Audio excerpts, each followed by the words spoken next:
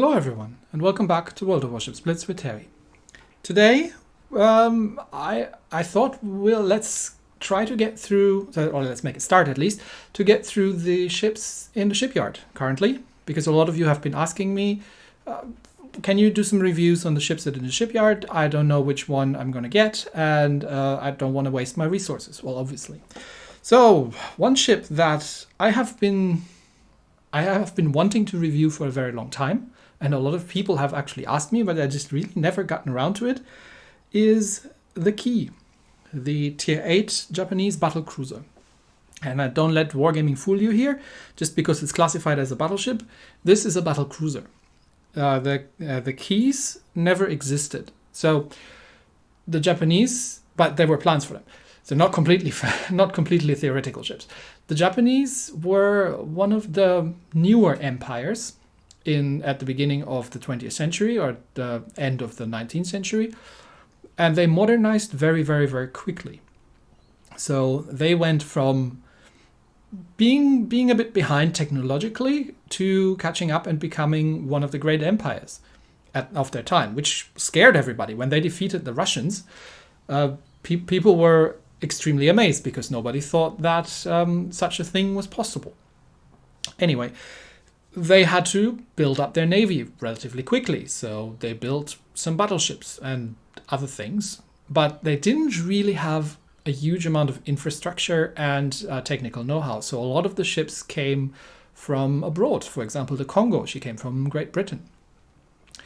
Then the Nagato, I think, was one of the first domestic designs from the Japanese, and the general plan was to have 8 battleships and 8 battle cruisers. The Amagis, which is what we also have here as Tier 8, were kind of the predecessor of the Key design. The Key is a modified Amagi. They didn't have a huge amount of experience and a huge amount of time to come up with something. And because the Americans were deciding to build more battleships and more big cruisers, the Japanese felt that they had to catch up, and they were already spending a third of their national budget just on their navy. So there's a fair amount of money that went that way. The Keys were slightly different from the Amagis in such that they were a little bit slower, but in return they were a little bit more heavily armored. And they took that from the Battle of Jutland, where a lot of the British got their battle cruisers shot up from underneath them because they were not sufficiently armored and they tended to explode rather catastrophically. In the game, though, the Key is... we're going to have to compare her to the Amagi because... we've got them right next to each other here. The Key is extremely similar to the Amagi. So she is mentioned as a Key class ship here, but they are very, very similar. So I've got both fully researched and we can compare them directly. The Key has marginally more health than Amagi. Everything else looks exactly the same. So it is possible that she gets the stronger belt that would have been historically accurate. English, do you speak it? But where was I? In reality, the Keys were never built because of the Washington Naval Treaty. So they had to scrap them because they were too large, because they had a displacement of 45,000 tons, at least in game here. I think it was about 42,000 MT on the real one. So they scrapped these. These never existed. But she looks not like the Key they would have built at the time in game. She looks like a Key they would have built and then kitted out or modernized during the Second World War.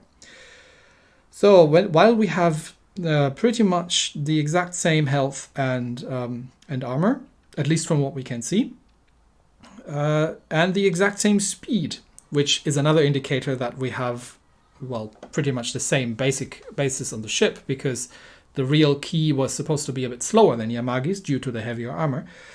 The Amagi is more maneuverable than the Key. And again, this is identical setup here. The main guns are the tried and trusty 45 caliber 410 millimeter main guns. She gets 10 exactly like the Amagi, in the same layout as the Amagi gets. Only that the Amagi has slightly better range and slightly faster reload on the main guns. So what gives? Both tier 8. Secondary guns. The Key has 140 millimeter secondaries. 7.5 second reload is not huge, but a good decent range of 6.2 kilometers. These are again the exact same guns as you get on the Amagi. Only that the Amagi gets 16 and the Key gets 8. So what gives? Well, the Key gets auto secondaries. Well, the problem is these auto secondaries have extremely short range of 3.8 kilometers, and you are in a Japanese battle cruiser. You do never want to be 3.8 kilometers next to anything, really. It's not a good idea. It's very bad for your health. So, in terms of guns, I would say the Amagi is slightly better, actually.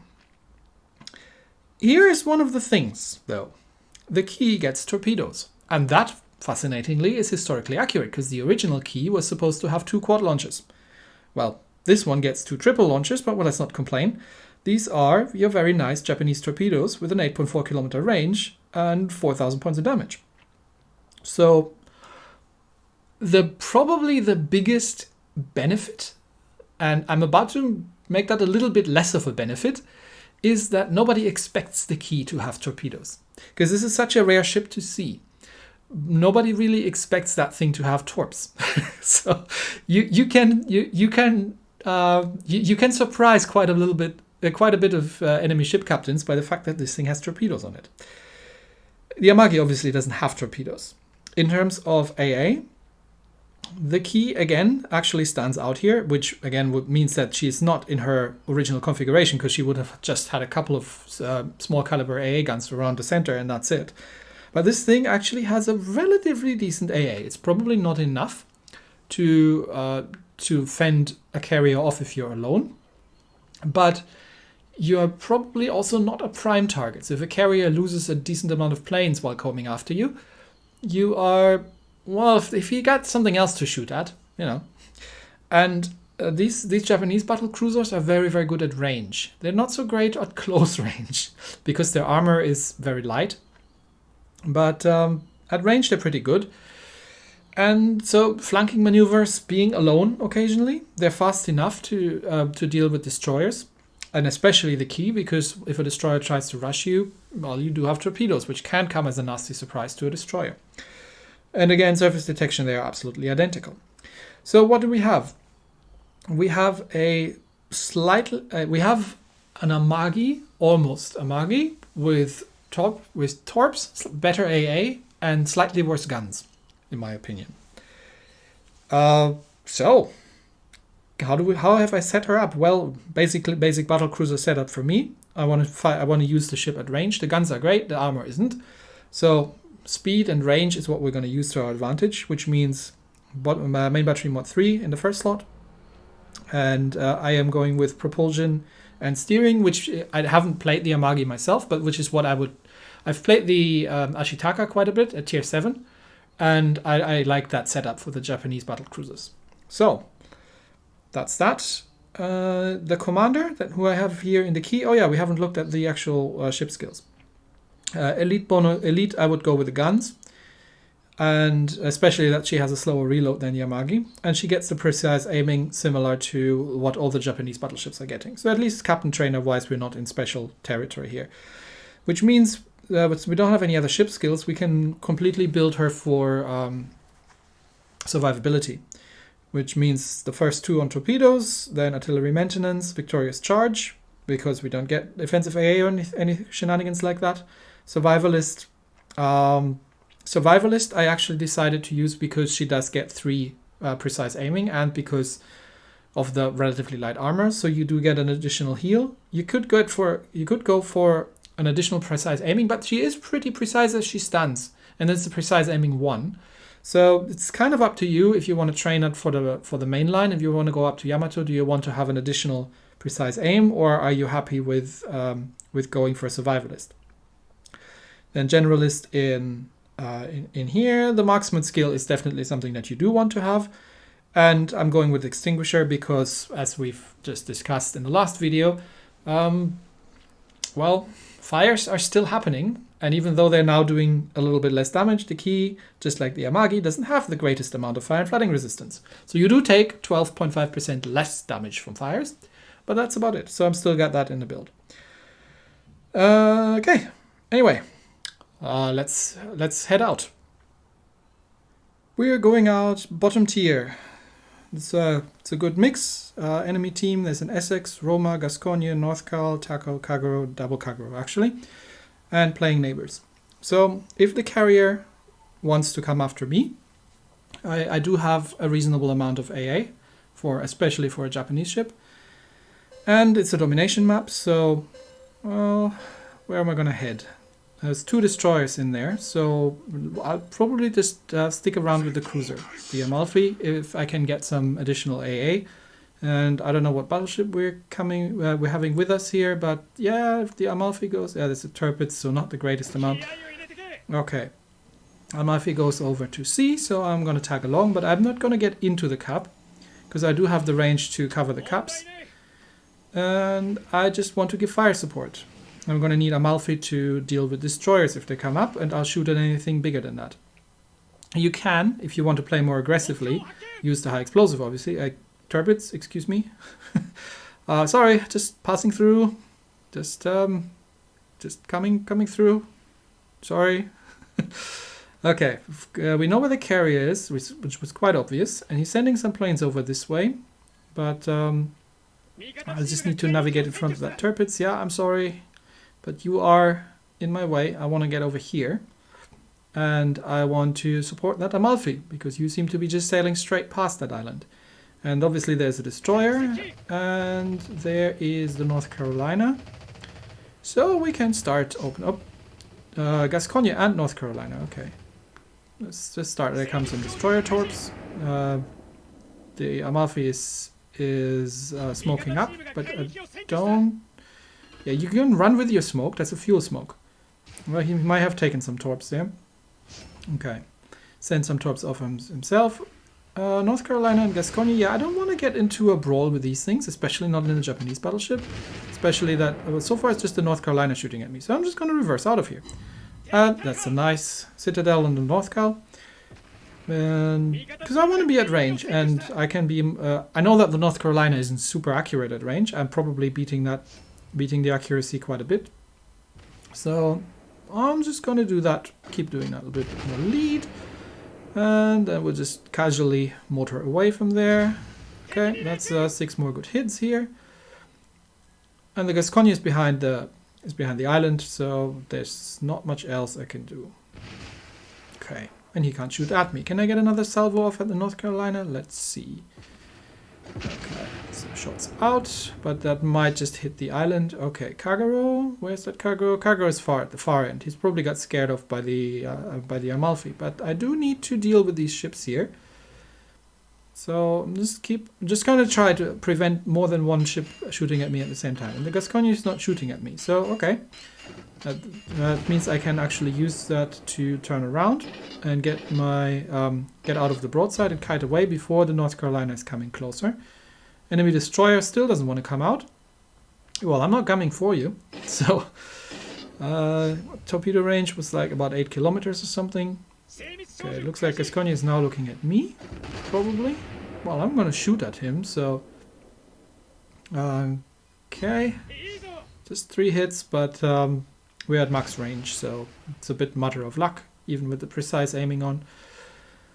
Alright then, let's sail away. Because that's kind of the ideal range that we want to deal with. We've got the 410mm main guns. Gascogne is a bit faster than this, so... he's turning. Still a couple of good hits. We have the 410mm main guns with pretty heavy shells, and we want to kind of play at around 10-11 kilometers, because we are probably more precise than what's shooting at us. And if we want, we can get a little bit closer. What's the rest of our team doing? The carrier is capping. Okay. And I'm just reversing a little bit to get the Gascogne torpedo range, because I'm suspecting that he doesn't know that I have torpedoes. which means I'm going to take a couple of hits, but I'm not giving broadside, so it's going to be limited. And yep, I'm in torpedo range, so now I can speed up again. North Carolina seems to be shooting. I don't know if he's shooting at me or shooting at something else, but I'm a little bit close now, but that's okay. I can get away again. And just making sure that I'm not broadsiding either of these. North Carolina is not in torp range, but I think the Gascogne just found out the hard way that I have torpedoes, yes. Oh, now what? Okay. Doesn't seem to be damage conning. The shells actually work better on plunging fire, but, well, the Gascogne is dead. He just flooded out. But yes, if you're getting close, you will be hurt pretty badly in this ship. So you want to be at long range. Okay, is the North Carolina shooting at me? I'm not sure. Yes, he is. Okay. But I'm back at my 10 kilometer comfortable range, so I'm just gonna... Oh, these were too short, and these were falling long. Yeah, this is how you play... This is how... We've won this, by the way. The rest of the team has broken through, but this is kind of how you play, or how I play at least, the Japanese battle cruisers. These things are great at long range, if you have enough time to dodge shells, or like these. Yep, you see these North Carolina shells? Dodged right under them. Or just the accuracy isn't there, because at closer range you will be taken apart very quickly. But at long range, with plunging fire on the 410s, they can do a really good amount of damage. And well, the key has the gimmick. That's the big caliber. The key has the gimmick to well, have torpedoes, really. Okay, Amalfi, I'll leave that one to you if you can do it. Can you kill him? He's flooding out. Shots out in case you can't. Come on, you can do it. There you go. Okay. But yeah, long-range kiters,